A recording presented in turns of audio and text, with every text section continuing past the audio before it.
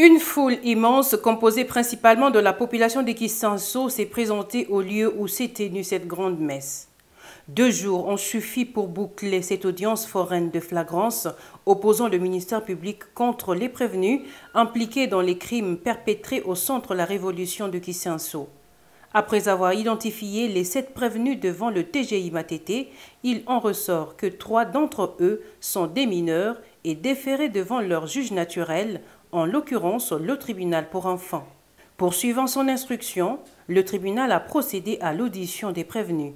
Ce dernier ont nié avoir été sur les lieux du crime. Mais les temps forts furent l'arrivée des victimes qui ne pouvaient pas marcher d'elles-mêmes, et cela à la grande émotion de tous. Prenant la parole pour témoigner, les témoins et victimes ont reconnu un des prévenus en la personne de JDK Diazabakana Lubamba, dont la voix et le visage étaient faciles à reconnaître, d'autant plus que ce dernier a été travailleur et gardien du centre pendant 14 ans.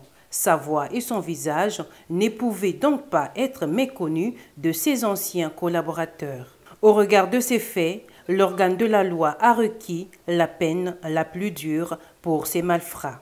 La défense, quant à elle, a plaidé non coupable tout en soutenant que le doute profite à l'accusé. Après avoir entendu toutes les parties, le tribunal a écarté l'infraction d'association des malfaiteurs tout en retenant le vol, le viol et l'extorsion et a prononcé la sentence la plus forte. Mais comptant du jugement, la défense a promis d'aller en appel. Signalons que parmi les condamnés figure un fugitif sur qui pèse une condamnation.